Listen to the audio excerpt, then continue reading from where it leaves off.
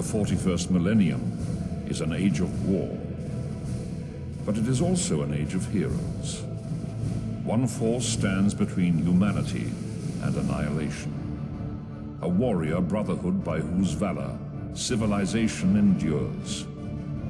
They are mankind's foremost defense against a dark and brooding galaxy. They are the Space Marines, the angels of death, and they know no fear. Librarians are psychers who survive a chapter's rigorous screening and training to bend the warp for the benefit of their battle brothers. Librarians use their psychic powers to unleash devastating attacks, as well as augment their own physical prowess. Equipped with powerful swords and bolt pistols, librarians are versatile in combat and excel in both long and short-range attacks. Tech Marines are mechanical technicians, chosen from those within the chapter with a natural affinity for machines. Their armor is modified to accommodate their cybernetic enhancements, such as a powerful servo arm, which can strike a nearby enemy with devastating effect. Tech Marines can also build and deploy fully automated tarantula gun turrets. A Vanguard veteran is formed from those members of a chapter's first company who have completely immersed themselves in the art of close-quarter combat. Most have completed lengthy service rotations in the chapter's assault squads, their skills tested and honed in the crucible of bloody melee on 1,000 worlds. Stern Guard veterans are ranged weapons experts, facing down the most impossible odds with icy calm and precise bursts of fire. They are the very image of what every Space Marine aspires to become, and the pinnacle of any chapter's fighting force. In contrast to Vanguard veteran squads, the Stern Guard veterans draw upon the Armory's most powerful ranged weaponry. Gretchen make up for their shocking lack of quality with sheer quantity. These diminutive greenskins are not predisposed to the arts of war, but can be convinced to battle with promises of plunder, or when that fails, threats of a beating. Boys are the rank and file of the Orc warriors, the core of the Orc force. Boys are tough, determined infantry who fall upon the enemy in a great howling tide of violence. They carry a brutal-edged weapon called a chopper, capable of hacking off limbs and caving skulls. Orcs have a preference for crude, noisy weapons and find it difficult to believe a gun can inflict any real damage unless it makes a loud and terrifying noise. Shooter boys form roving mobs that are continually on the lookout for something to kill. The boys carry powerful stick bombs, grenades of Orc manufacture.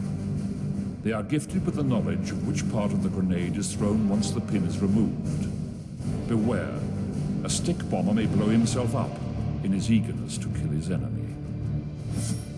Tank busters are Orc boys who have experienced the undeniable thrill of blowing up a tank with a direct hit from their rocket launcher. The explosive rockets will often take several Orcs with them as shrapnel sighs through the air. But as the tank busters say, they knew the risks when they took the job.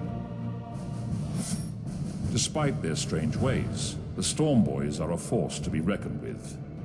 They use rocket packs to ensure they are first to get stuck in. A hurtling great lump of rocket-powered Orc can be an effective weapon in itself. The Orcs call their ruling caste Knobs. Knobs are bigger and scarier than other Orcs and revel in cruel or casual violence. Their tastes in close combat weapons are extravagant, with chain-bladed choppers being among the most popular of all. All Knobs love to flaunt truly powerful guns. The richest can afford the much-feared combi weapons and upgun shooters, weapons capable of reducing everyone in their vicinity to bullet-riddled corpses or steaming piles of gore. The most psychically powerful of all Orcs.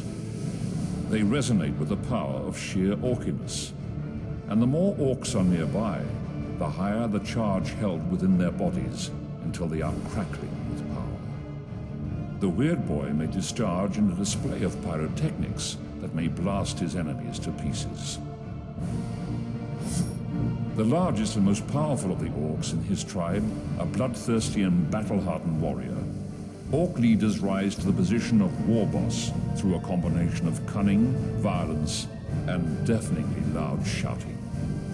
The war boss is a living embodiment of orcdom and commands respect and fear from friend and foe alike.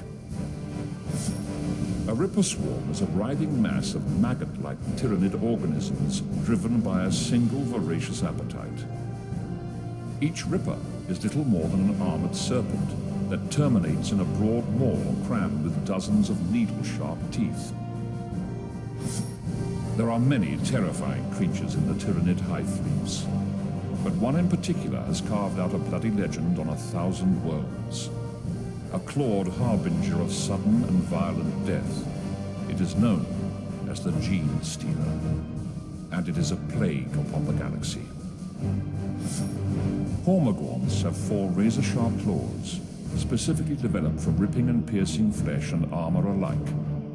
The Hormagaunt is a single-minded creature that will pursue its victim without pause, ignoring injury and tiredness until it has run its quarry down and torn it apart with frenzied strikes of its scythe-like claws.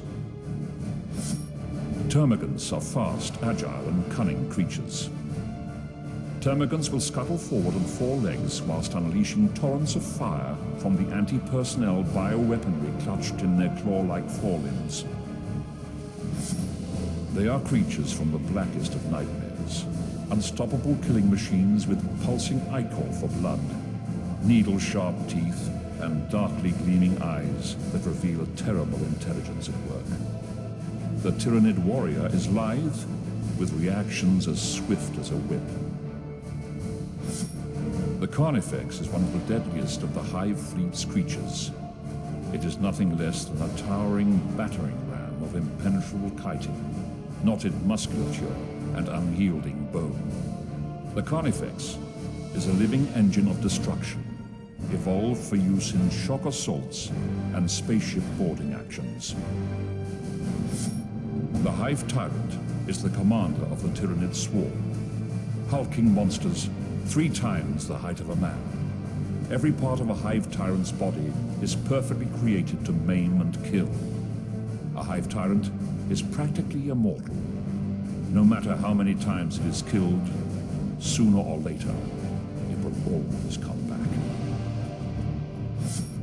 Spore mines are living bombs that blanket the enemy in acids, poisons, and shrapnel-sized pieces of chitin. Spore mines use an internal gas bladder to float just above ground level. They are possessed with a rudimentary intelligence and will detonate not on impact, but when they sense the proximity of a non-tyrannid life form.